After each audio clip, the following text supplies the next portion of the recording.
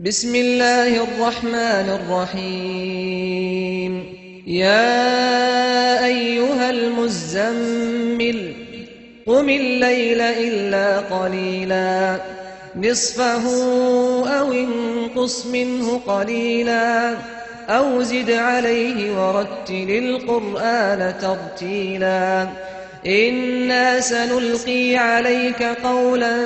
ثقيلا إن ناشئة الليل هي أشد وطئا وأقوم قيلا إن لك في النهار سبحا طويلا واذكر اسم ربك وتبتل إليه تبتيلا رب المشرق والمغرب لا إله إلا هو فاتخذه وكيلا واصبر على ما يقولون واهجرهم هجرا جميلا وذرني والمكذبين أولي النعمة ومهلهم قليلا إن لدينا أنكالا وجحيما وطعاما ذا غصة وعذابا أليما يوم ترجف الأرض والجبال وكانت الجبال كثيبا مهيلا إنا أرسلنا إليكم رسولا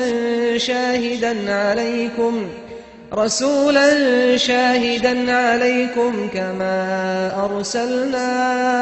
إلى فرعون رسولا فعصى فرعون الرسول فأخذناه أخذا وبيلا فكيف تتقون إن كفرتم يوما يجعل الولدان شيبا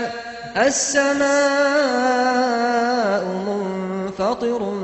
به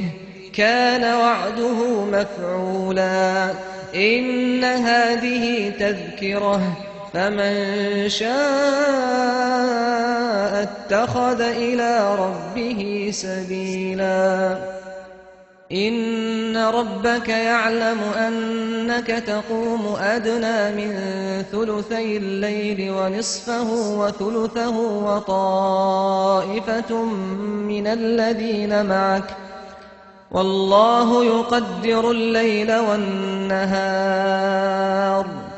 علم أن لن تحصوه فتاب عليكم فاقرؤوا ما تيسر من القرآن علم أن سيكون منكم مرضى وآخرون يضربون في الأرض يبتغون من